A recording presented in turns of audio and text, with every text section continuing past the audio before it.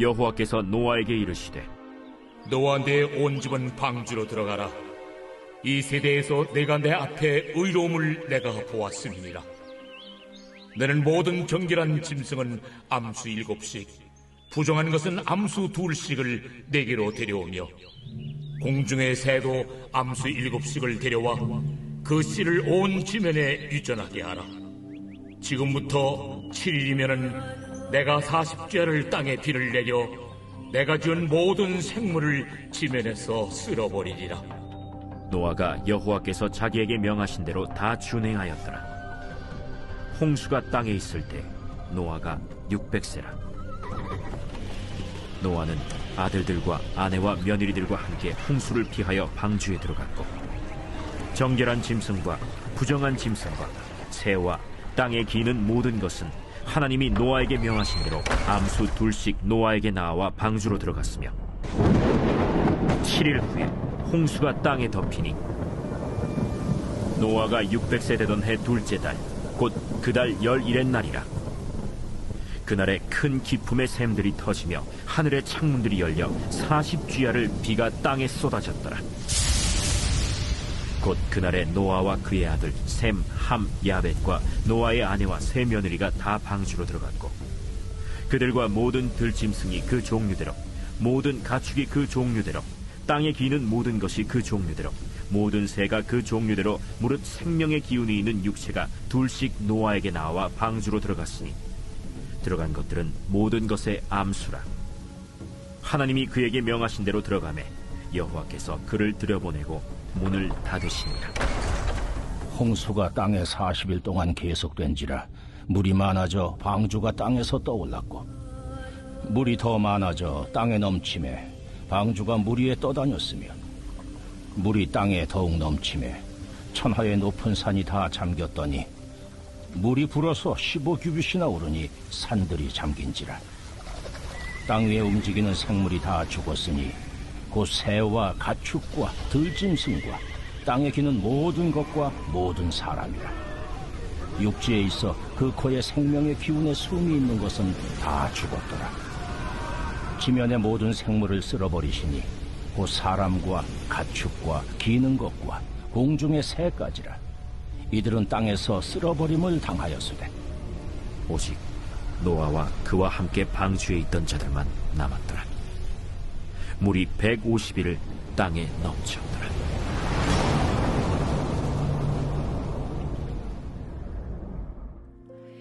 우리 매일의 삶을 매일의 새 은혜로 인도하신 신실하신 주님의 이름을 찬양합니다. 우리 높으신 주님 앞에 우리 감사와 찬양과 영광의 큰 박수 올려드리겠습니다. 아름다우신 주님, 거룩하신 주님, 존귀하신 주님의 이름을 송축합니다. 할렐루야. 네, 우리 하나님의 놀라운 은혜 가운데 우리 한몸 잃은 우리 포드의 성도들 한번 바라보시면서요, 오늘 이 시간 영상으로 예배하는 우리 글로벌 포드 식구들을 향해서도 우리 한번 따뜻한 사랑과 격려와 축복의 박수를 서로에게 보내도록 하겠습니다. 주님의 놀라우신 은혜가 우리 모두에게 있게 되기를 주님의 이름으로 축복합니다. 할렐루야. 네, 여러분 이 시간 우리 한번 영적인 심호흡을 했으면 좋겠습니다. 예수님께서 호흡을 깊이 내쉬면서 성령을 받으라 하셨던 것처럼 오늘 이 시간 이 가운데 임하신 하나님의 임재를 우리의 영혼 육 가운데 받아들이고 그 성령의 능력으로 새 호흡과 새로운 삶으로 나아가는 귀한 은혜가 있기를 축복합니다. 이 시간 한번 깊이 호흡을 들이마시면서 주님 이 호흡과 함께 주님의 사랑을 주님의 성령의 임재와 기름 부으심 우리 영혼 육 가운데 받아들이고 그 성령의 능력으로 우리 인생의 모든 약함과 근심과 걱정을 몰아내는 것입니다.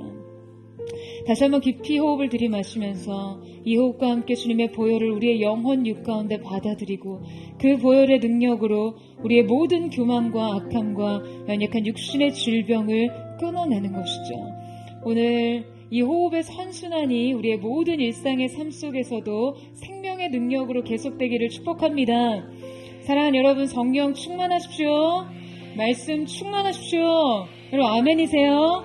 오늘 하나님의 그 작정된 은혜를 구하며 그 은혜를 우리의 삶에 보존할 수 있는 사랑과 지혜와 은혜의 겸손이 우리 모두에게 있게 되기를 주님의 이름으로 축원합니다. 우리 옆에 사람에게 이렇게 한번 인사했으면 좋겠습니다. 배고픈 예배자가 되십시오. 이렇게 한번 축복하시겠어요?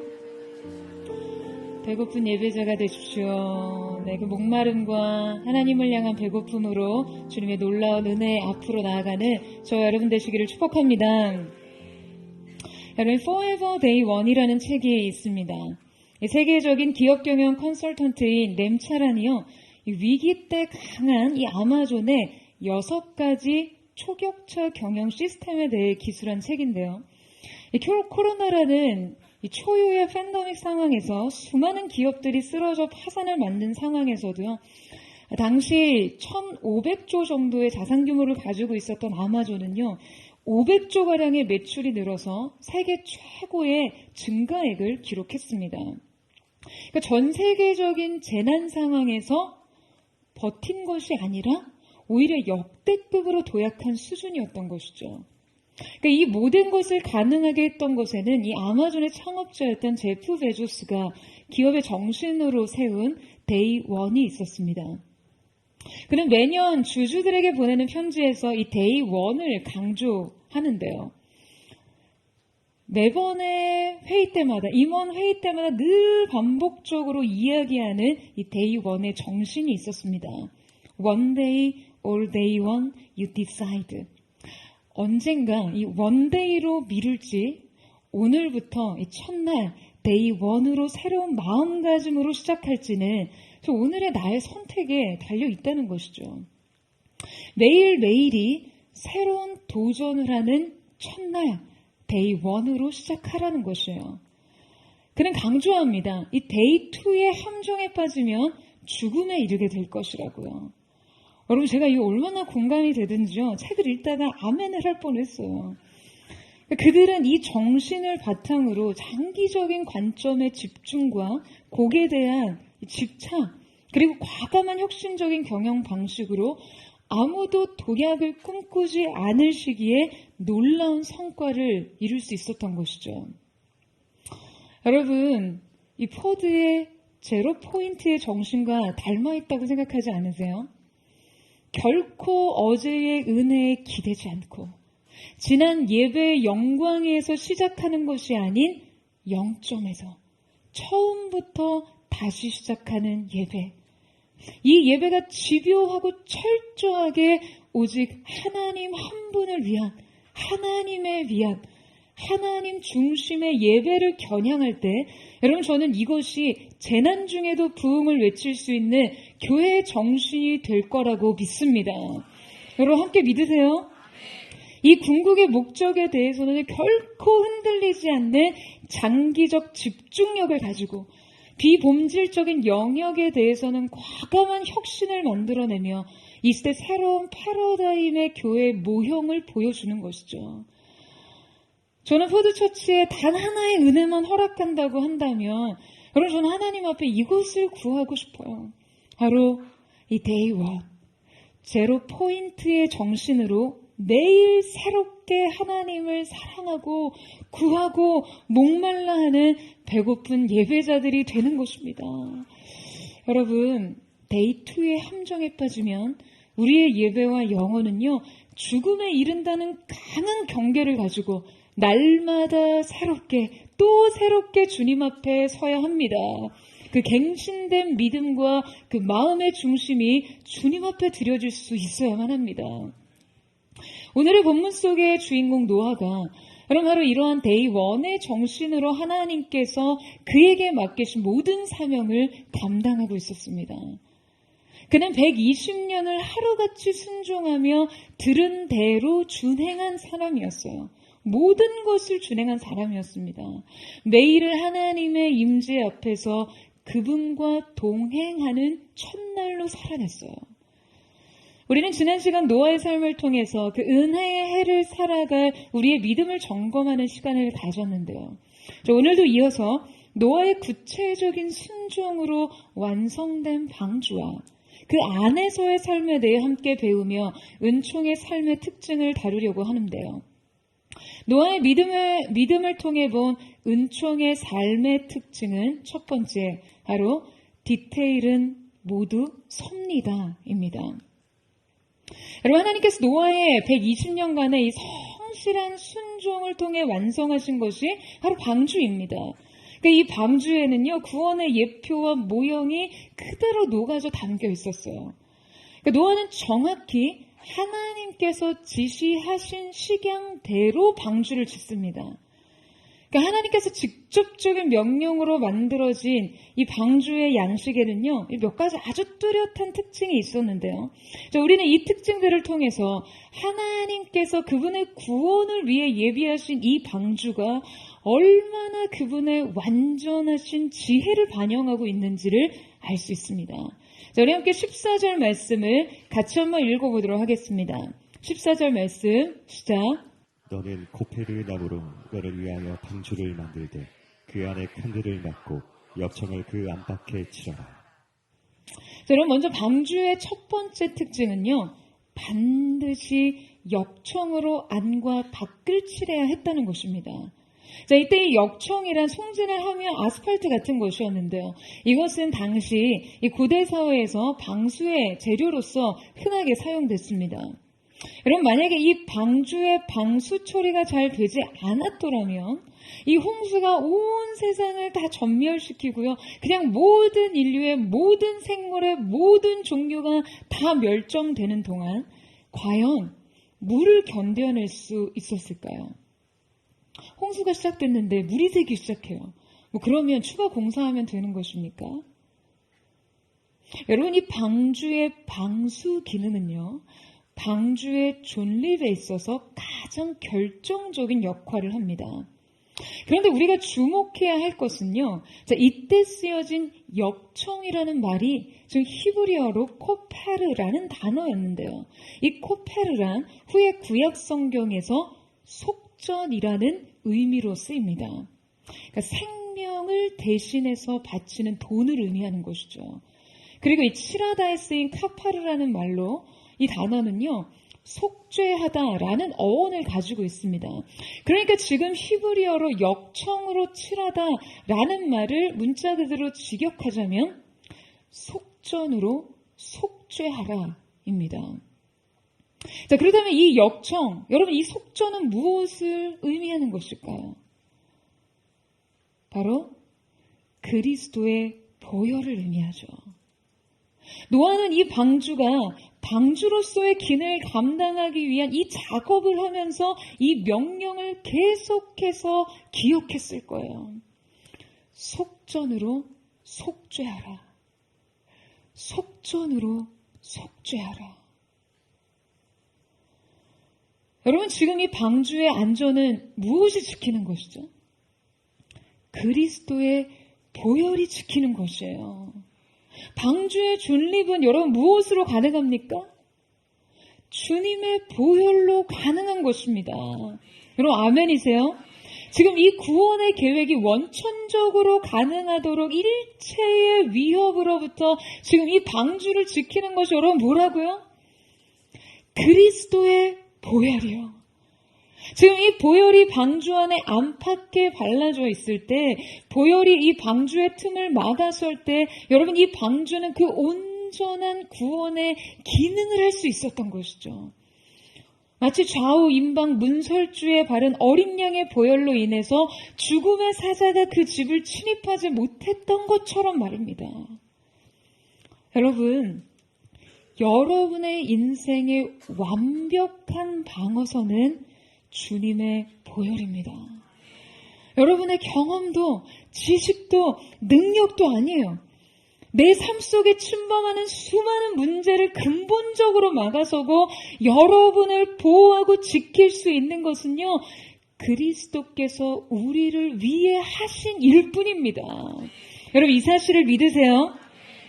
여러분의 이 한 해가 은혜의 해가 될 수 있는 근본적인 이유 역시 여러분의 인생을 속량하신 그리스도의 은혜 덕분인 것이죠. 여러분, 매 순간 범람하는 인생의 물결을요, 보혈로 막아서세요.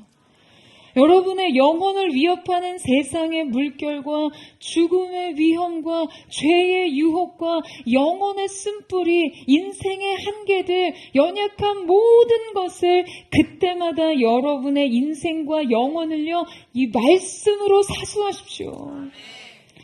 속전으로 속죄하라. 여러분, 그 보혈의 거룩한 능력이 우리 모두의 안과 밖에 덮여지는 그 놀라운 은혜가 있게 되기를 주님의 이름으로 축원합니다. 오늘 이 예배 가운데 주께서 부으시는 그 보혈의 능력이 여러분의 영혼육과 여러분의 삶의 모든 영역 가운데 덧입혀지는 거룩한 은총의 역사가 있게 되기를 주님의 이름으로 축원합니다. 방주의 두 번째 특징은요, 하나님께서 직접 계시하신 방주의 정확한 규격에 있습니다. 15절 말씀에 내가 만들 방주는 이러하니 그 길이는 300규빗, 너비는 50규빗, 높이는 30규빗이라. 자, 여러분, 노아의 방주의 높이가요 30규빗, 즉 한 13.68m 정도로 만들어졌습니다. 그러니까 하나님께서 지금 이 수치를 매우 구체적으로 지시하신 것이죠. 자, 그런데 후에 홍수가 나고 물이 온 땅에 덮었을 때도 이 물의 깊이 역시 지금 성경은요 굉장히 명확한 수치로 기록을 하고 있습니다. 자, 함께 7장 18절에서 20절 말씀 보시겠어요? 같이 한번 읽어보도록 하겠습니다. 시작. 물이 더 많아져 땅에 넘침에 방주가 물 위에 떠다녔으며 물이 땅에 더욱 넘침에 천하의 높은 산이 다 잠겼더니 물이 불어서 15규빗이나 오르니 산들이 잠긴지라. 자, 여러분, 지금 이 말씀의 언급은요 홍수 이후에 그 하늘 아래 높은 산이 다 뒤덮였으나, 자, 뭐라고 합니까? 그 물이 산 꼭대기 위로 한 15규빗 정도 산 정상이 모두 잠기도록 차올랐다는 것이죠. 그러니까 지금 이 물의 높이는요, 세계에서 가장 높은 산인 에베레스트의 정상보다 약 8에서 9m 정도가 더 올라와 있는 높이거든요. 근데 여러분, 지금 성경에서 방주의 규격과 홍수로 인해서 물이 불어난 이 물의 깊이를, 이 높이를 이토록 구체적이고 명확한 수치로 기록하고 있는 의도가 무엇일까요? 하나님께서 지시하신 정확한 규격의 방주와 하나님께서 의도하신 정확한 높이의 물의 양이 여러분 지금 뭘 의미한다고 생각하세요? 여러분, 이 수치는요 하나님의 지혜와 계획 속에 놀랍도록 정확하게 계산된 것이었습니다. 자, 앞서 말씀에 여러분 노아의 방주의 높이의 규빗이 몇 규빗이라고 했죠? 30규빗이라고 말씀드렸잖아요. 자, 이 방주에 노아의 식구들과 모든 동물들이 다 탔을 때 아마 이 적재량으로 인해서요 방주는 약 절반 정도가 물에 잠겼을 것으로 예상됩니다. 자, 그러니까 방주가 수면 아래 15규빗 정도 잠기고 지금 위로는 정확하게 15규빗만큼 수면 위로 떠올라 있는 상태가 되었다는 것이죠. 그러니까 만약 홍수의 수위가요 가장 높은 산의 정상 위로 15규빗 정도 더 차올라 있지 않았더라면 노아의 식구와 2,500여 종의 동물을 태운 이 배는요 그 산에 부딪혀서 산산이 좌초되거나 난파됐을 것입니다. 타이타닉호가 빙산과 충돌에 침몰했듯이 말이에요. 여러분, 우리 수련회 때 기억나세요? 암초를 피하기 위해서 물의 수위가 있어야 된다고 하잖아요. 그 높이 위로 올라와 있어야 배가 그 위를 통과할 수 있는 것처럼요. 여러분, 지금 하나님께서 정확하게 그 일을 계획하셨다는 거예요. 여러분, 하나님께서 올 한 해 우리에게도 이 은혜를 예비하신 줄로 믿습니다. 여러분, 이 사실을 믿으세요? 모든 위험으로부터 안전히 피할 수 있을 만큼 정확한 공급, 정확한 인도하심, 오차 없는 계획과 성취. 하나님께서는 우리를 인도하시고 보호하시기 위한 모든 준비를 마치셨습니다. 할렐루야. 여러분, 우리의 할 일은요 그 하나님을 신뢰하고 의뢰하고 우리의 삶을 맡기는 것뿐이에요. 하나님의 지혜는 완전하십니다. 여러분, 1843년에 영국에서는요 세계 최초로 대형 이 철선이 만들어졌는데요. 바로 이 그레이트 브리튼호입니다. 이 배는 영국 산업혁명을 이끈 천재 엔지니어 브루넬에 의해서 설계됐는데요. 그다음 이제 이 석탄의 보급 없이 대서양을 건너는 대형선을 만들겠다는 야심으로요. 세계에서 가장 큰 배를 디자인하게 됐습니다. 그는 이 초대형선으로 물 위에 도시를 꿈꿨어요. 자, 그런데 여러분, 이 정도의 배가 물 위에 떠서 안전한 항해를 지속하기 위해서는요, 지금 그 배의 비율과 중량의 모든 면에서 매우 치밀한 과학적 계산이 필요하겠죠. 그렇지 않겠어요? 따라서 이 배가 처음 템스강에 떠올랐을 때요, 영국은 이 배가 첨단 기술의 결정판이라고 찬양했습니다. 그런데 당시 인간의 지혜와 기술의 집약체라고 불리던 이 배의 비율이 바로 길이가 높이의 10배, 길이가 너비의 6배, 즉 노아의 방주 비율이라는 거예요.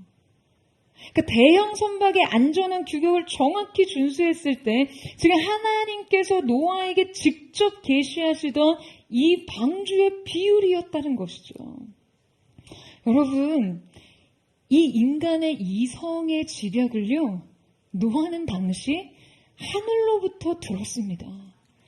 이 기술의 결실을 계시로 얻었어요. 여러분, 이것이 바로 최선 이상의 삶입니다. 저는 정말 저의 평생에 이러한 삶을 꿈꿔요. 그러나 여러분 오해하지 마세요. 제가 여러분에게 공부도 하지 말고 연구도 하지 말고 회의도 하지 말고 그냥 오로지 계시와 환상만을 쫓아라 이런 말을 하고 있는 것이 아닙니다.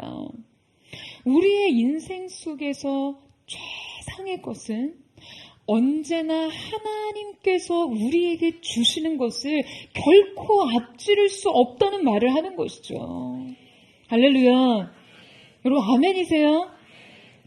여러분 이 시대는요, 시대를 이끄는 경영 정신을 대부분 혁신에 둡니다. 기업 경영 가치 핵심이 거의 혁신이에요. 저마다 얼마나 혁신하는지 그냥 이 가치 아래서요, 이제 어떤 것도 그냥 혁신적이지 않은 느낌이 들 정도입니다. 저 역시 혁신적인 교회를 꿈꿔요. 혁신적인 사역을 지향해요. 그런데 여러분, 그 혁신이라는 것은요, 인간의 지혜와 기술과 이성의 그 모든 것을 쥐어짠다고 나올 수 있는 것이 아닙니다. 혁신은 언제나 영감이 필요해요. 혁신은 도출이 아닙니다. 진정한 혁신은요, 1+1은 2와 같은 등가 원리로부터 나오는 것이 아니에요. 혁신은 1에 1을 더했을 때 10이 될 수 있는 어떤 창의적인 폭발력을 말하는 것이죠. 여러분, 여러분의 인생의 혁신이 어디에서 나옵니까? 여러분의 인생의 혁신이 어디에서 나오나요? 여러분 아직도 이 답을 모르시는 거 아니죠? 여러분 우리의 인생의 혁신은 기름 부음 안에서 나오는 거예요. 하나님의 임재 안에서 발견되는 것입니다. 주님의 음성 속에서 발견되는 것이에요. 하나님께서 부어주시는 것들 말입니다. 여러분 아멘이세요? 아멘이십니까? 여러분 저는 이 놀라운 하늘의 지혜와 은혜가 사랑하는 포드의 성도들의 삶 가운데 부어지기를 예수님의 이름으로 축원합니다. 방주의 세 번째 특징은 이 거대한 구조물에 창문이 오직 하나뿐이라는 것이에요. 자, 우리 16절 말씀 보시겠어요? 우리 같이 한번 읽어보도록 하겠습니다. 16절 말씀 시작. 거기에 천일개대 위에서부터 한 규빗에 내고 그 문을 옆으로 내고 상, 중, 하 3층으로 할지니라. 자, 여러분 하나님께서는 이 거대한 방주에 그 어떠한 창도 내지 못하게 하셨어요. 딱 하나의 창만 만들게 하셨는데요.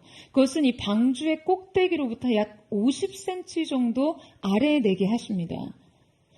여러분 지금 하나님께서는 빛도 시야도 소통도 이 하나의 창으로 제한하고 계세요. 여러분 생각해 보세요. 이 거대한 구조물 안에서요, 단 하나의 창에 의존하는 것은 정말 참 너무 답답할 노릇이죠. 그런데 지금 이 하늘을 향해 놨던 단 하나의 창은 여러분 무엇을 의미합니까? 여러분, 만약 노아의 방주에 여러 개의 창들이 나 있다면 어땠을 것 같으세요? 어땠을 것 같으신가요? 저는요, 노아의 정신이 온전하지 못했을 거라고 장담합니다. 그가 이 멸망의 과정을 모두 낱낱이 지켜봐야 했다면 여러분, 그가 미치지 않고 살 수 있었을까요? 온 인류가 물로 심판을 당하는 이 충격적인 현장을 직접 눈으로 목도해야만 했다면 과연 그가 제정신으로 새 땅 위에서 삶을 희망할 수 있겠냐는 거예요. 여러분, 방주 안의 삶과 방주 밖의 삶은요, 구원과 멸망으로 첨예하게 나눠 있었습니다. 120년 동안 홍수에 대한 경고를 무시했던 그 세상 사람들이 막상 하늘에서 처음 비가 내리는 엄청난 물폭탄을 보자마자 여러분 무슨 생각을 했겠어요? 생전 처음 경험하는 빗방울을 보자마자 여러분 노아부터 떠올리지 않았을까요? 아마 비가 내리기 시작했을 무렵 그들은 막 삽이나 곡괭이 같은 것을 들고 방주를 돌진해서 그 방주에 탑승을 하겠다고 아비규환이 됐을 거예요. 당시 여러분 이 쓰나미의 높이는 약 2에서 30m 정도, 그리고 그 쓰나미의 속도는요 600에서 1400km 정도라고 해요. 그러니까 거의 비행기의 2배의 속도로 빌딩 높이들의 쓰나미들이 일어난 것이죠. 하늘의 창들이 열리고 기품의 큰 샘들이 터졌다고 했어요. 그러니까 여러분 상상해 보세요. 얼마나 공포스러웠겠어요. 여러분, 그리고 40일 주야로 비가 옵니다. 방주 밖의 전 인류와 모든 종의 동식물들이 이 물속에 전멸당했어요. 한동안은 사람들의 절규와 비명 그치지 않았겠죠. 근데 여러분 상상해 보세요. 고요가 찾아왔을 때는 더 참담한 모습이 펼쳐져 있었을 거예요. 그냥 썩은 시체들만 물 위에 둥둥 떠다녔을 테니까요. 하나님께서 온 세상을 다 심판하시고 새로운 땅을 드러내시기까지 노아의 눈과 귀를 닫으십니다. 창이 없던 이 방주는 마치 끔찍한 장면을 보지 못하게 그 아이의 눈을 가리는 아버지의 손과 같았어요. 여러분, 우리는 우리의 인생에 있어서 자주 이런 해석을 합니다. 하나님께서 우리에게 금하신 것들을요, 어떤 자유의 억압이나 결핍으로 여기면서 불평하곤 합니다. 여러분 인생의 제한된 자유를 불평하지 마세요. 여러분, 이것은 하나님의 보호장치일 뿐입니다. 여러분이 덜 아프고 여러분이 덜 위험하도록 하기 위해서예요.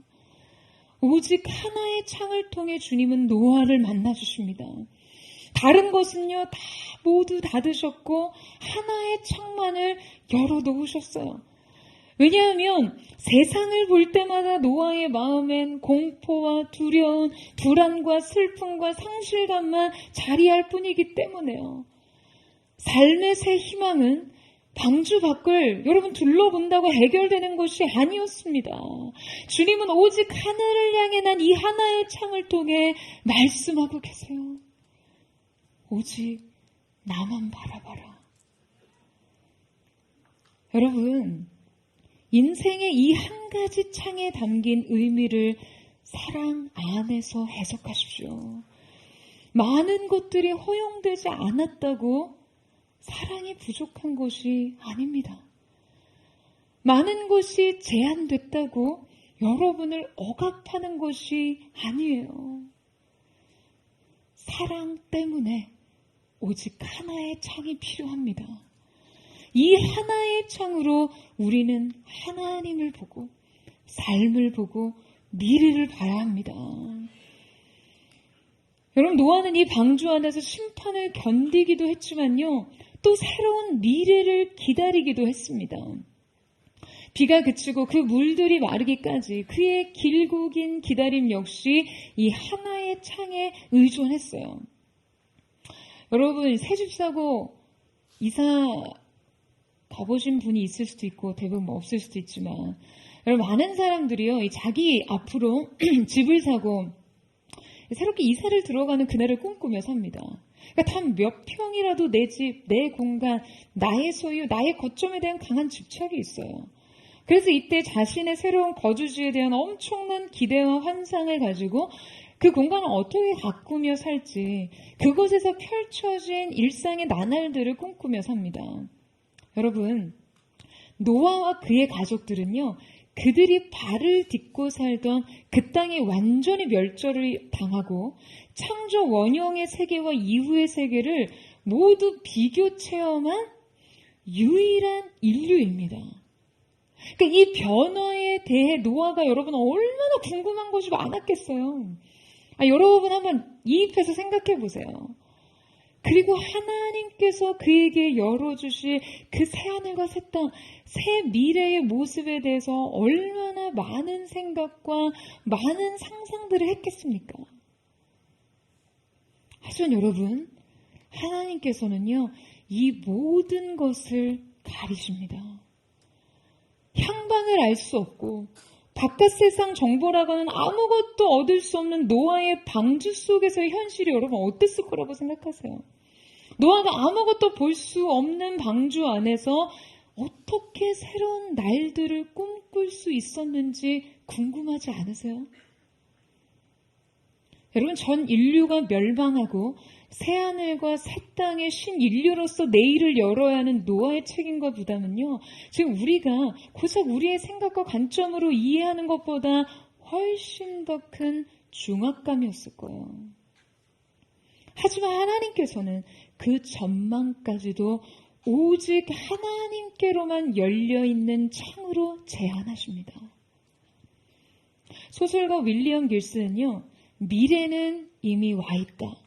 다만 모두에게 균등하게 온 것은 아니다 라고 말합니다. 그러니까 인간의 기술과 정보력의 그 정보의 능력에 따라서 미래의 시간을 누리는 그 양과 질이 각자 너무 다르다는 거예요.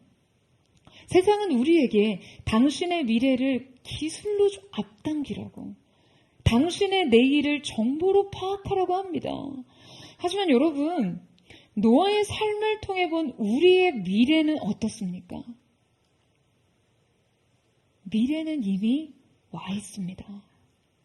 다만 하나님께서 열어주신 것만 우리에게 올 수 있습니다. 여러분, 아멘이세요? 여러분, 삶의 계획과 성취는요, 정보량으로 결정되는 것이 아니에요. 많은 사람들이 많은 것을 경험하고 많은 정보를 수집하며 여러분의 미래가 좀 더 선명해질 거라고 생각합니다. 미래에 대한 분명한 청사진과 희망을 가질 수 있을 거라고 생각해요. 아니에요, 여러분. 우리의 미래는 단 하나의 창이어도 오직 하늘을 볼 때 선명해집니다. 그 하늘의 창을 통해 그분의 얼굴을 볼 때 선명해지는 것이에요. 여러분, 저는 오늘 사랑하는 포도의 성도들의 삶에 오직 이 하늘을 향한 열린 창이 있기를 주님의 이름으로 축원합니다. 세상, 주변의 환경과 조건과 상황을 둘러보는 것으로 여러분의 미래를 낙관하거나 또는 비관하는 것이 아니, 열린 하늘을 통해 하늘로부터 들려진 음성과 그 임재 안에 계시하신 하나님의 마음, 그 하나님의 생각 안에 발견되는 은혜가 있기를 주님의 이름으로 축원합니다. 마지막 살펴볼 방주의 특징은 방주에는 동력이 없다는 것이에요. 키도 없고 노도 없었습니다. 돛을 달든지 노를 저어서 빨리 무틀 찾아가기 위해서 방향과 속도를 조절할 수 없었어요. 성경에서 방주를 표현하는 알크라는 단어는요, 성경에 총 3번 언급되는데요. 바로 노아의 방주와 모세의 갈대상자, 그리고 언약궤입니다. 특히 이 심판과 위험으로부터 절대적인 피난처로 상징되는 방주와 이 모세의 갈대상자는요, 여러분 둘 다 동일한 특징이 있죠. 동력이 없었습니다. 동력을 결정하는 노도 돛도 키도 없었어요. 극단적이고 극심한 위협으로부터 겨우 이 방주와 갈대 상자 속에 올라탄 인생들은요, 오직 물살을 따라, 물결과 파도를 따라, 바람을 따라 굽이치고 흘러가고, 그 바람이 부는 대로, 파도가 치는 대로 갈 뿐이었어요. 할 수 있는 거라고는 그저 물 위에 둥둥 떠 있는 것 뿐이었습니다. 그런데 여러분, 갑니다. 결국 갑니다. 여러분, 어디로 가요? 약속의 새 땅으로 갑니다. 바로의 공주의 궁으로 가요. 여러분, 바로 이곳이 섭리의 물결을 따라 사는 삶인 것이죠. 인도하심을 따라 가는 삶이요. 여러분, 아멘이세요? 여러분, 우리가 살면서요, 얼마나 이 인생의 동력을 탔답니까? 부모 탓, 능력 탓, 외모 탓, 전력 탓, 시대 탓. 그런데 여러분, 인생의 도착지는요, 자기 주도적인 동력으로 가는 것이 아니에요. 주님이 이끄셔야 가는 것입니다. 여러분, 이 사실을 믿으세요? 여러분, 이 한 해 여러분의 인생의 도착지는 어디인가요? 여러분이 꿈꾸는 삶, 성취해야 할 과업, 내가 기필코 도달해야 할 그곳에 가기 위해 여러분의 인생의 동력을 동원하는 것이 아닌 주님의 섭리에, 그분의 인도하심에 여러분의 삶을 의탁하십시오. 여러분의 삶을 맡겨드리세요. 속도에 조급해하지도, 방향에 불안해하지도 마시고요. 주님의 인도하심에 따라 이끄시는 대로 따르고 버티고 견디세요. 여러분, 그러면 새하늘과 새 땅, 생명의 무태에 이르게 될 줄로 믿습니다. 여러분, 하나님의 구체적인 지시 속에 완성된 방주의 모든 디테일은요, 다 그분의 섭리와 계획으로 드러납니다. 방주의 재료와 규격, 설계와 구조, 모든 것은 그분의 지혜로 디자인되었어요. 하나님의 명령에 포함된 모든 작은 요소까지도 그분의 보호와 사랑과 인도하심을 여실히 드러내는 것이었습니다. 사랑하는 여러분, 저는 저와 여러분의 인생도 그러하기를 축원합니다. 우리 인생의 방주, 우리 가정의 방주, 여러분의 기업의 방주가 바로 이 완벽한 구원의 방주와 같기를 주님의 이름으로 축원합니다. 자, 여러분, 이제 완성된 방주에 탑승이 시작이 됩니다. 심판의 선언과 방주의 완성까지도 노아의 그 온전한 순종이 필요했지만 이 방주에 탑승하는 과정과 그 안의 삶 역시 믿음과 순종 없이는 불가능한 것이었습니다.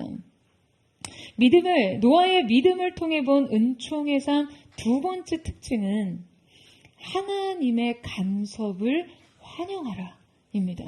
자, 우리 함께 1절에서 3절 말씀을 같이 한번 읽어보도록 하겠습니다. 1절에 3절 말씀 시작. 여호와께서 노아에게 이르시되 너와 내 온 집은 방주로 들어가라. 이 세대에서 내가 내 앞에 이루음을 내가 보았음이니이다. 너는 모든 정결한 짐승은 암수 7씩, 부정한 것은 암수 2씩을 내게로 데려오며 공중의 새도 암수 7씩을 데려와 그 씨를 온 지면에 유전하게 하라.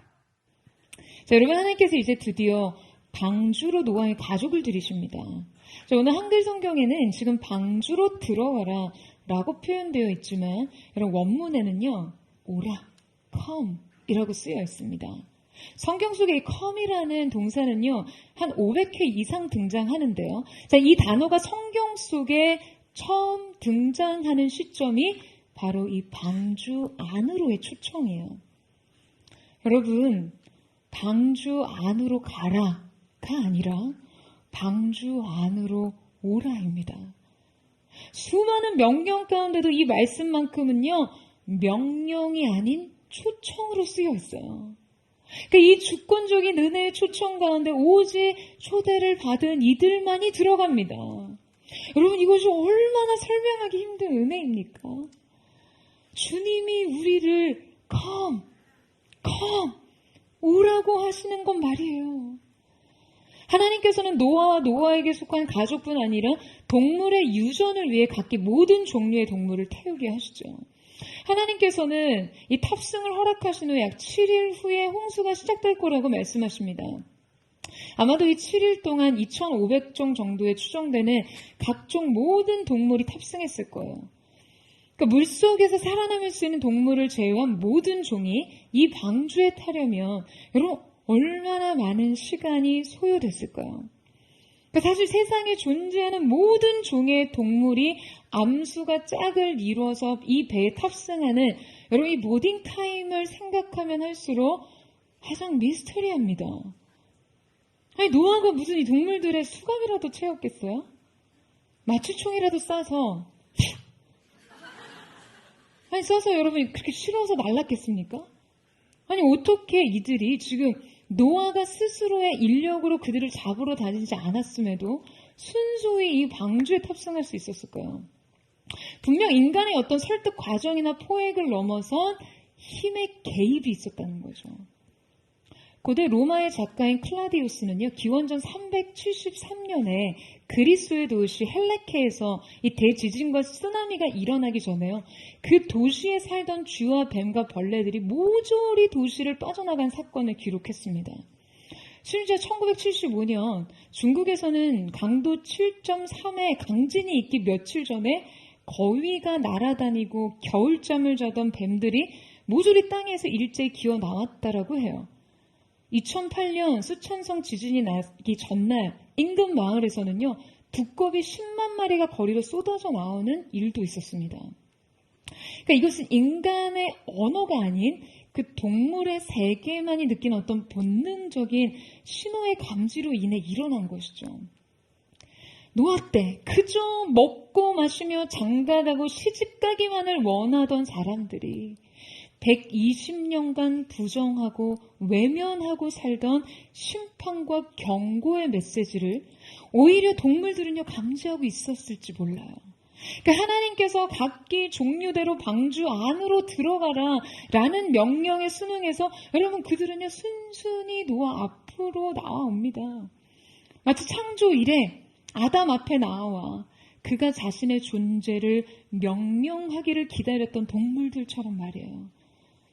여러분 이 동물들에 관한 미스터리는요 사실 방주 앞에 지금 그들이 걸어 들어왔다라는 것뿐만 아니라 방주 안에서 지속되던 그들의 삶에도 존재합니다. 여러분 인류 최대 규모의 동물원이었던 이 방주가 어떻게 1년간 유지될 수 있었을까요? 저는 가장 궁금한 거죠. 그들의 배설물을 도대체 어떻게 처리했을까? 생각만 해도 숨 막혀 죽을 것 같아요. 여러분 이 현실적인 문제 한 번도 고민해 본 적 없으세요? 저희는 닥스훈트 한 마리를 기르는데요. 동생이 강아지를 한 마리 더 기른다며 엄청나게 큰 잉글리시 쉽독을 같이 기르고 싶다는 거예요. 여러분 말 그대로 쉽독이에요. 양을 치는 목양견인 거죠. 생긴 건 거의 흡사 곰과 비슷합니다. 그러니까 이 개를 너무너무 기르고 싶었는데 이 개를 포기하게 된 굉장히 인상적인 사건이 있었대요. 다름이 아니라 이 개의 배설의 현장을 본 거예요. 여러분 큰 개는요 똥도 큽니다. 소변을 볼 때도요 소리가 아주 남달라요. 그러니까 수도꼭지를 튼 것처럼 콸콸콸콸 철철철철 이런 소리가 나요. 그러니까 여러분 한번 상상해 보세요. 그러니까 만약에 이들이 노아의 방주 안에서 모두가 그냥 함께 먹고 쌌다면 그럼 어땠을까요? 그 하나님께서 내신 하늘의 창으로 아마도 노아가 주님 이 똥 좀 받아주십시오 하고 이렇게 배설을 배출하지 않았을까요? 저는 바로 노아가 그거를 쏟는 장면이 상상이 되더라고요. 너무 현실적이지 않아요? 아니 하늘의 창이 났는다고 배설물 어떻게 그 위로 쏟아버립니까? 여러분 좀 그렇게 생각되는데요. 게다가 그들이 1년 내내 어디서 방목을 하거나 사냥을 하지 못한 채로 그 모아둔 먹이를 축내하는 상황이라면 아마 노아와 그의 가족들은 배고픈 맹수에게 잡혀 먹었을지도 모릅니다. 게다가 일단 지들끼리도 잡고 무슨 잡아먹고 먹히느라 종족 보존이 과연 가능했겠어요? 여러분, 동물학자들에 의하면요, 이 동물은 다양한 개체가 집단적으로 모여있고 산소가 부족하고 기온이 낮고 빛이 들어오지 않는 곳에서는 자연적으로 집단 동면에 들어간다고 합니다. 그러니까 아마도 노아의 방주에서 1년간 그들은요, 감사히 이 집단 동면에 빠져서 잠만 잤을 거라고 학자들은 예상해요. 그것이 그들을 지으신 창조주의 질서였거든요. 정말 어려운 일인데 참 쉽죠. 최근 본 동영상에서 어떤 유명 강사가 갑자기 강의를 하다가 칠판에 이런 글씨를 쓰면서 새 덕담을 나누더라고요. 돈 쉽게 벌자. 여러분, 쉽게 돈이 벌리면 얼마나 좋겠습니까? 인생이 좀 쉽게 사라지면 얼마나 좋겠어요. 하지만 쉬운 게 어디 쉽습니까? 그런데 여러분, 주님의 질서 안에 순응할 때 우리의 인생은 좀 더 쉬워집니다. 도저히 불가능할 것 같은 일에도 이 질서 안에서 쉬워져요. 여러분, 이후에 8장 1절 말씀을 보면 이런 기록이 있습니다. 하나님께서 노아와 그에 함께 방주에 있는 모든 들짐승과 가축을 기억하사, 여러분, 여기서 기억하셨다는 표현은요, 원어적으로 간섭하셨다라는 의미예요. 그러니까 하나님께서 노아와 방주에 속한 모든 동물에게까지도 간섭하셨습니다. 여러분, 이 간섭과 이 개입이 이 삶을 쉽게 만들었어요. 안 되는 걸 되게 합니다. 애쓰지 않아도 이루게 해요. 여러분, 자녀들 키우기 참 힘드시죠? 그런데 자녀 양육이 힘들지 않고 어렵지 않고 쉽고 편하라면요, 여러분의 자녀들을 주님이 기억하시도록 하세요. 여러분의 의지보다도 그분이 자녀들의 삶 속에 간섭하시도록 기도하십시오. 여러분이 그들의 삶을 주도하고 그들의 성장을 끌고 가기 전에 하나님의 간섭과 개입이 그들의 모든 생각과 느끼는 것과 행하는 것에 관계되도록 하세요. 여러분, 청년들도 마찬가지입니다. 여러분의 미래, 여러분의 계획과 최선으로 애쓰기 이전에 여러분의 삶에 하나님의 간섭과 개입을 환영하고 초청하십시오. 여러분, 이 방주 안에 탑승한 모든 것들 가운데 하나님의 간섭이 있었듯이 여러분의 인생 방주에 태운 모든 것들 가운데도 이 간섭과 하나님의 개입이 있기를 주님의 이름으로 축원합니다. 마지막으로 살펴볼 은총의 특징 세 번째는 바로 죽어야 산다. 그리고 예배는 계속되어야 한다입니다. 여러분, 노아는 지금 이제 타락한 세상에 대한 하나님의 심판에도 불구하고요, 구별된 새로운 인류를 열어가기 위해 방주에 오릅니다. 그런데 하나님께서 물심판 이후에 신인류를 열어가시는 과정과 그 계획에 대해서 깊이 들여다보면 우리는 이 신학을 통해 우리의 진정한 존재론을 배울 수 있습니다. 하나님께서 죄의 문제를 어떻게 다루시는가? 하나님께서 인간의 삶을 어떻게 다루시는가 하는 것 말이죠. 여러분, 앞서 함께 읽은 2절 말씀을 보면요, 방주에 탑승한 동물들에 관해 다소 의아한 말씀이 기록되어 있습니다. 바로 방주에 탑승한 동물들이 단지 암수 한 쌍씩이 아니라 정결한 짐승은 암수 7, 부정한 것은 암수 2씩을 데리고 오라는 거예요.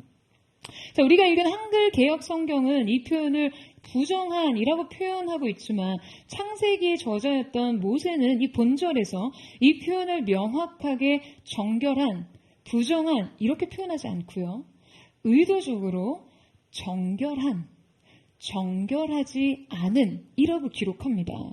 자, 이 의도적인 사용은 이 둘의 극명한 대조적인 성질과 구분을 강조하는 것이 아니라 이 둘을 가르는 한 가지의 기준, 바로 정결한 것이 무엇이냐, 바로 이 사실에 초점을 맞추는 것이죠.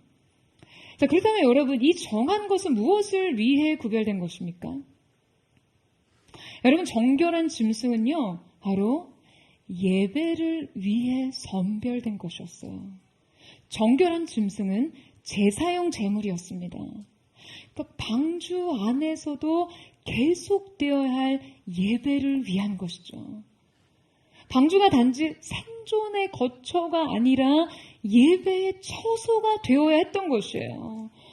여러분, 방주는요, 그저 홍수 대피소가 아닙니다. 신인류의 요람과 같은 곳이 아니에요.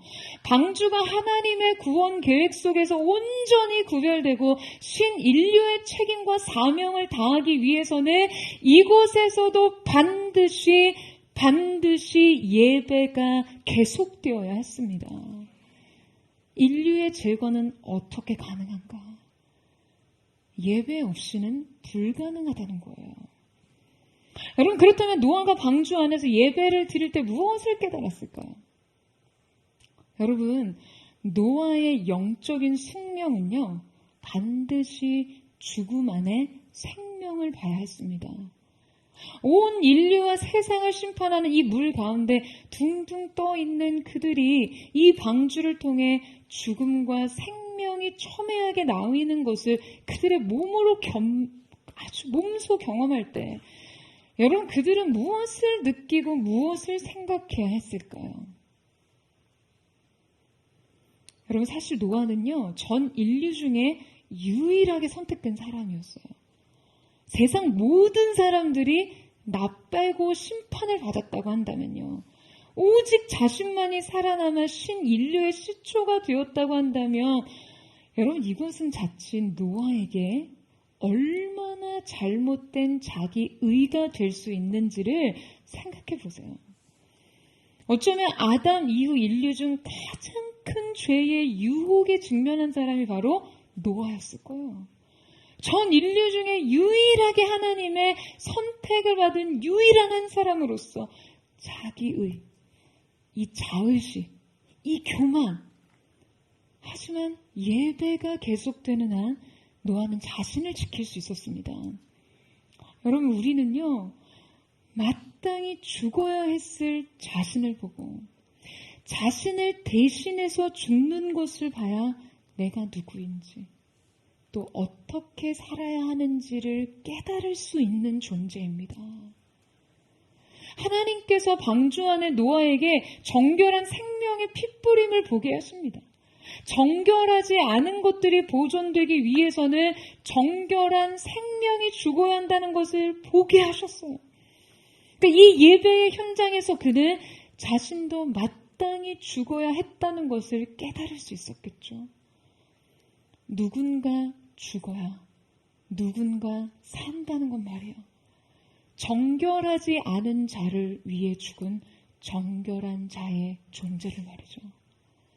방주 안의 삶은 죽음 안에서 생명을 봐야 사라집니다. 사랑 여러분, 신인류의 삶도 여기에서 시작됩니다. 은총의 세회도 여러분 여기에서 시작되는 것이에요. 우리는 죽음 안에서 살아야 해요. 여러분 아멘이세요? 여러분 오늘 이 자리에 나오신 여러분들 살기 위해 나오셨죠. 그런데 여러분, 그러려면 죽어야 삽니다. 이곳에 와서 그리스도의 죽음을 보고 그 희생 안에서 자신의 인생을 보세요. 매일 매 순간 여러분 우리가 이 직면이 있어야 하나님 앞에서 우리의 존재를 지킬 수 있습니다. 여러분 이 사실을 믿으십니까? 저는 오늘 우리의 예배를 통해 바로 이 죽음 안에서 우리의 생명을 보게 되는 은혜가 있게 되기를 축복합니다. 여러분 이제 노아의 탑승, 방주의 탑승이 모두 끝났어요. 그리고 새로운 삶이 시작됩니다. 우리 함께 16절 말씀을 같이 한번 읽겠습니다. 시작. 들어간 것은 모든 것의 암수라 하나님이 그에게 명하신 대로 들어가매 여호와께서 그를 들여보내고 문을 닫으시니라. 여러분, 저는 이 말씀을 대할 때마다 정말 전율을 느낍니다. 여호와께서 그를 들여보내시고 문을 닫으시니라. 여러분, 하나님께서요, 노아 등 뒤에 계세요. 주님께서 그를 이 생명의 방주에 태우시고 직접 문을 닫으십니다. 앞서 주님은 방주로 come, 오라고 하셨어요. 그분은 그들 앞서 계셨습니다.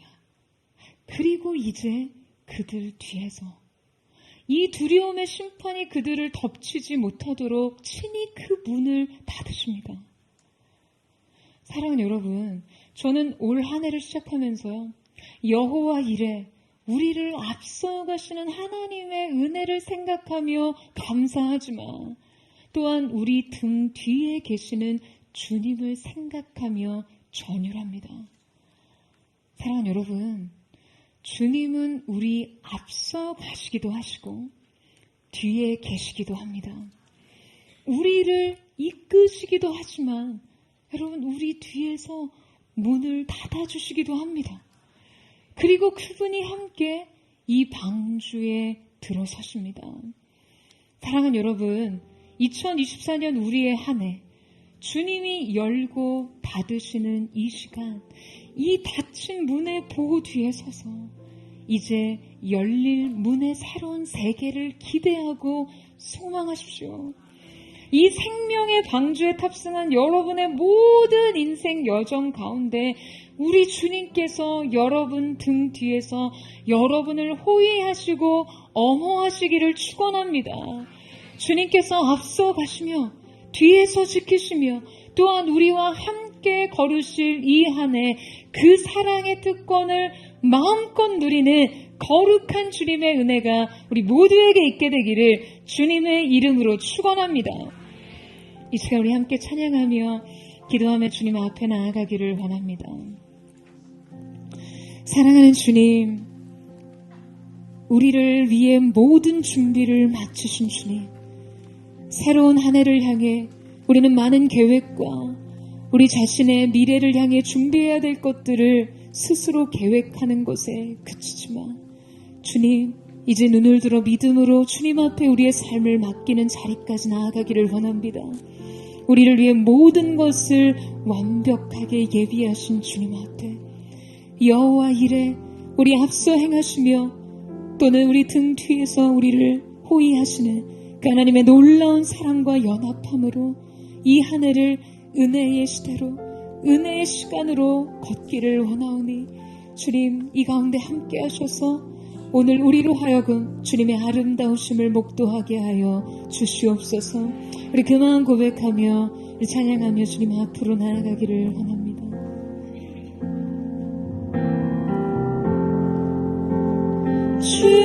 주님과 같이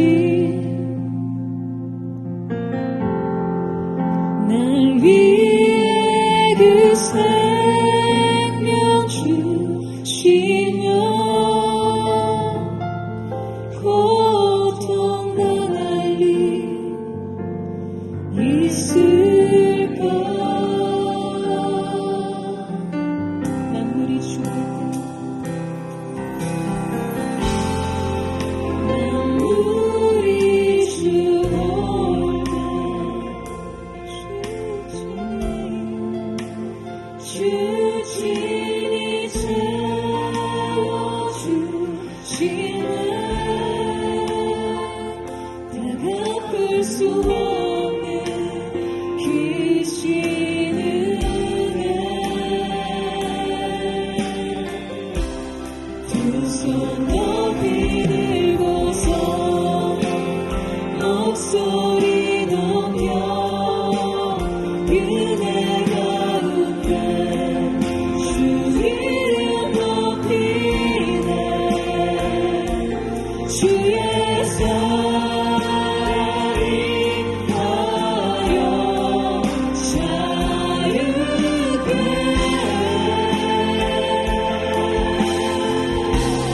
오직 주의 말씀과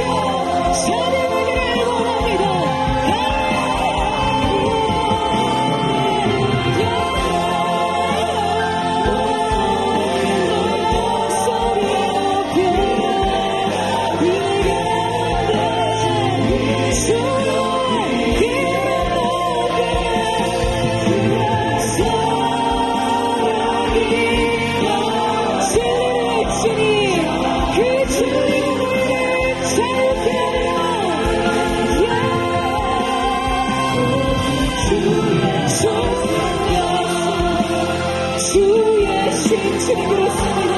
주님의 보혈과 주님의 신실하신 사랑을 나를 새롭게 하신 주의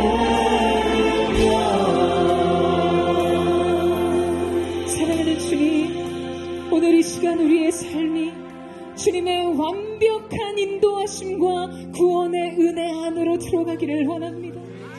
우리를 위해 모든 준비를 마치신 주님, 우리를 위해 모든 것을 예비하신 주님의 여호와 이레의 은혜 가운데 연합하기를 원합니다. 주님, 우리는 다 양 같아서 제 갈 길로 갔지만 주님의 인도하심과 사랑의 은혜로 우리를 주님께로 인도하여 주셨습니다. 너희는 이제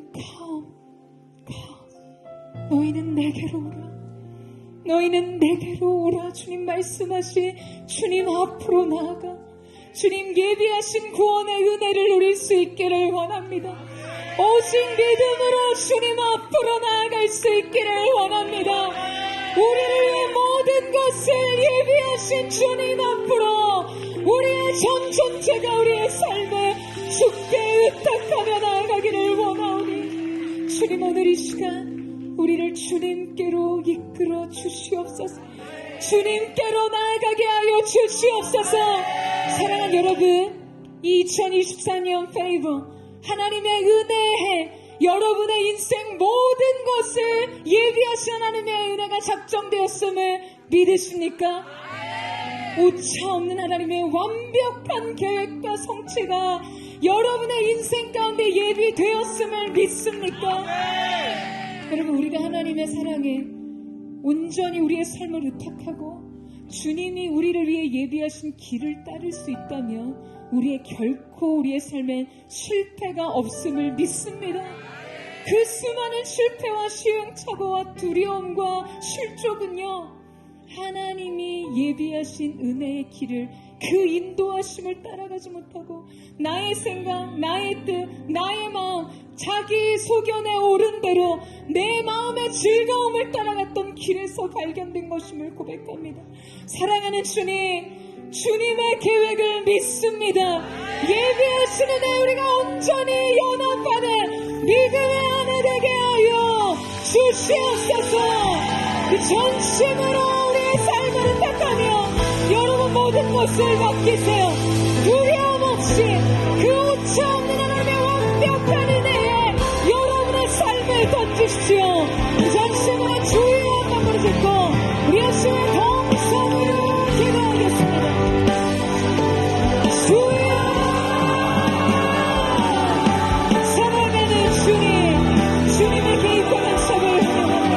수천만의 하나님, 우리 인생의 수많은 두려움, 상실과 슬픔, 실족과 불안, 모든 연애, 우리를 위해 예비하신 그 어떤 것도 충분하지 않은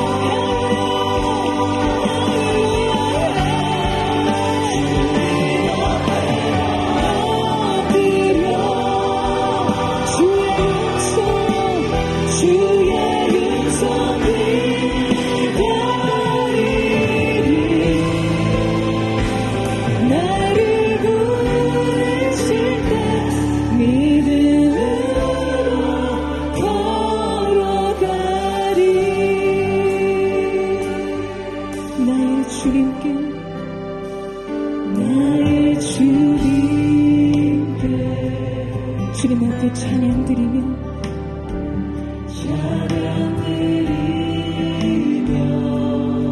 그 크신 사랑 그 크신 사랑 주 인제 감사해. 어두움 속에 찾아오셔서 어두움 속에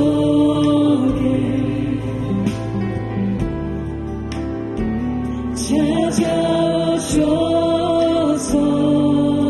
주님의 영광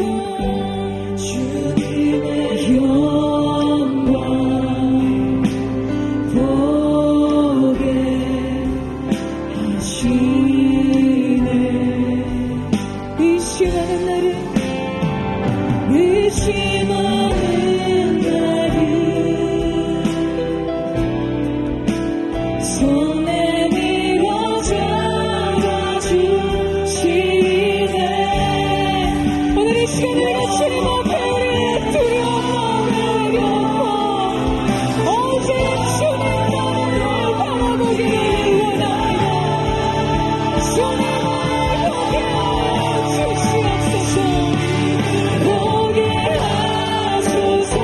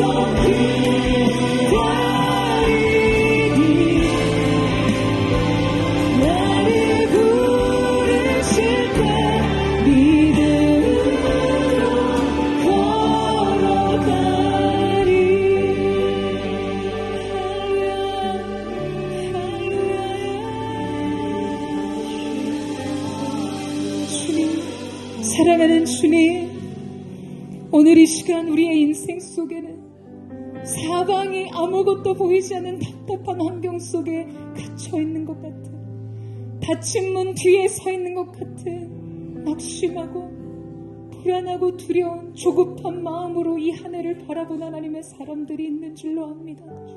사랑하는 주님, 그런 하나님께서 언제나 우리의 인생 속에 위로 나 있는 단 하나의 창, 하늘을 향해 열린 창을 통해 주님을 보게 하시는 줄로 믿습니다.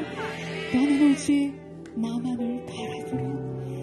여러분, 여러분의 인생 속에 제한된 자유와 결핍의 문제는 여러분의 인생을 억압하거나 고통스럽게 하는 것이 아닌 여러분의 인생을 보호하시는 자녀의 눈을 가린 아버지 하나님의 손과 같습니다. 사랑하는 주님, 이 시간 우리가 오직 우리를 향해 열린 이 하나의 창을 통해 다른 어떤 것이 아닌 하나님의 얼굴의 평강 안에서 우리의 삶을 나타나게 하여 주시옵소서.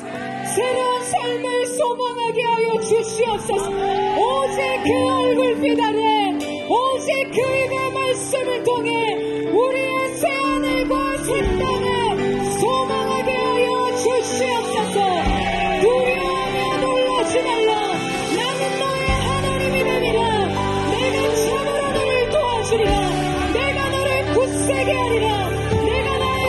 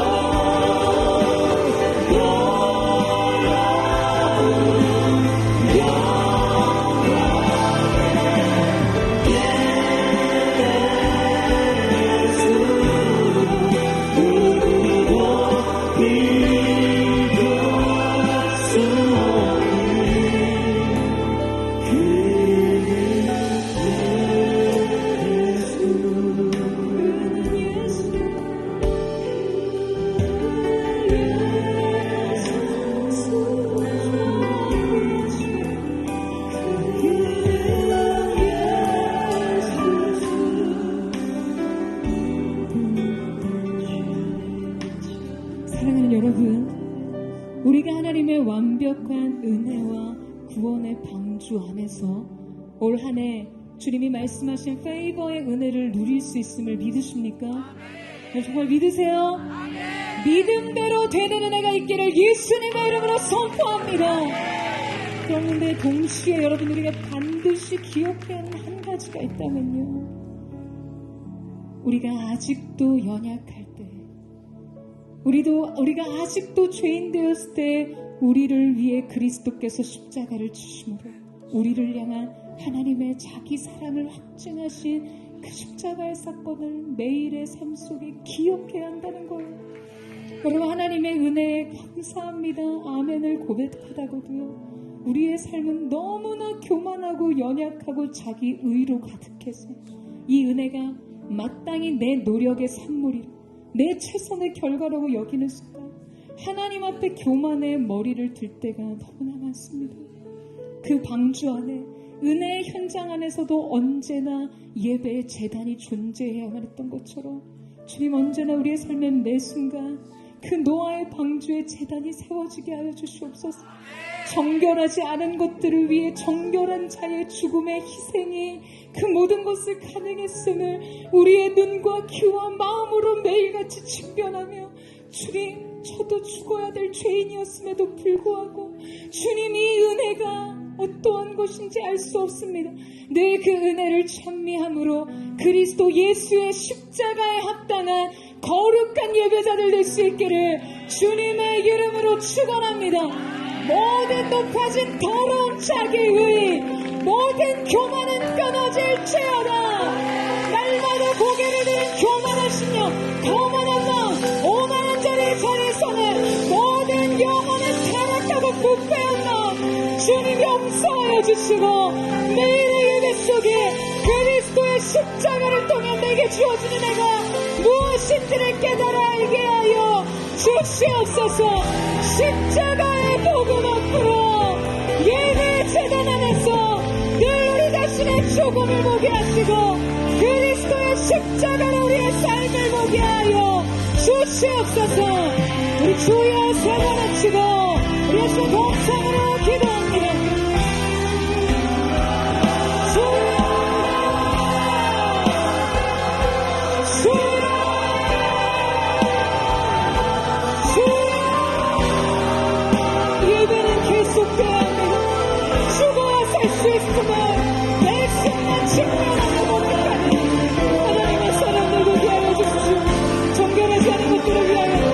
주님 앞에 드려진 이 생체, 정결한 자의 죽음을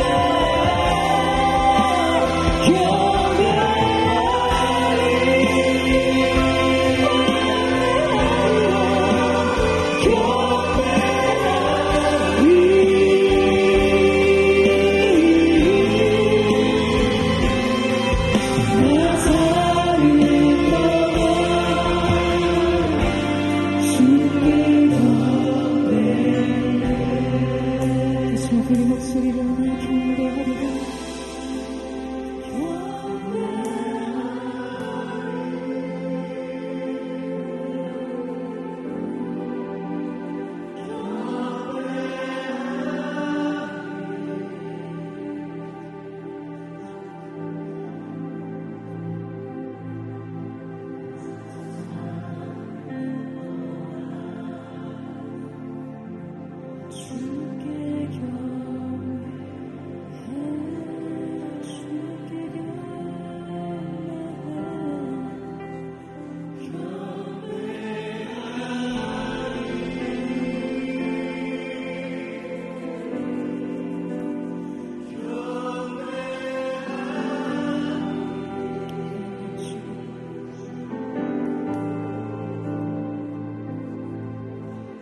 사는 동안